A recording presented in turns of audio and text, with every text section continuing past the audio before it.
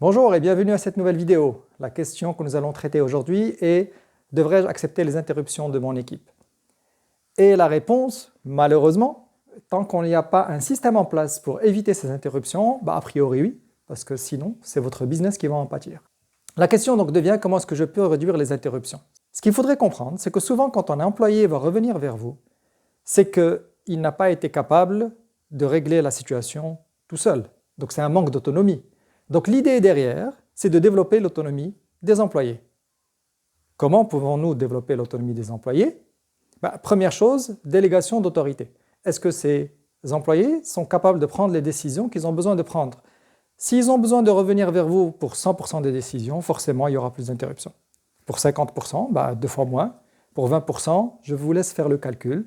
Donc l'idée, c'est de leur donner un certain niveau d'autonomie de prise de décision officiel que tout le monde connaît, mais il est là ce niveau d'autonomie. Donc de la même manière qu'il faut une autonomie de prise de décision, il leur faut un accès à l'information. Et l'information est parfois sensible, d'où la nécessité de définir qui peut avoir accès à quelle information.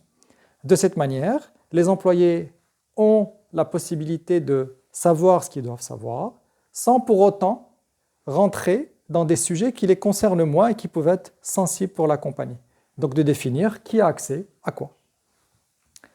La troisième chose, c'est de mettre en place des process. Il y a beaucoup de choses qui sont répétitives dans une compagnie, et à partir du moment qu'il y a la notion de répétition, le process fait du sens. Donc les employés peuvent faire les process, vous les validez, une fois qu'ils sont validés, ils peuvent travailler en autonomie parce que leur mode opératoire a été validé par vous précédemment.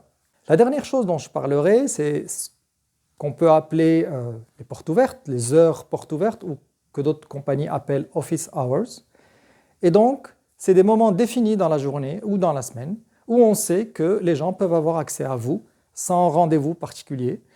Ils peuvent juste venir rentrer dans votre bureau ou accéder à votre bureau si vous êtes dans l'espace ouvert et vous poser les questions qu'il y a à poser. Ce n'est pas une interruption.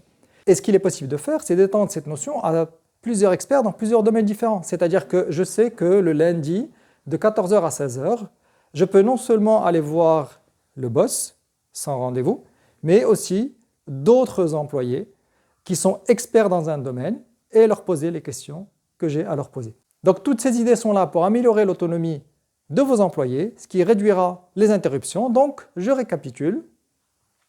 Premièrement, délégation d'autorité, prise de décision.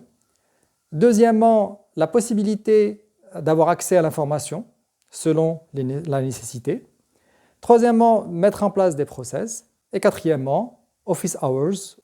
Voilà, j'espère que cette vidéo vous a ramené de la valeur et je vous dis, on se rencontre dans une nouvelle vidéo. Bye!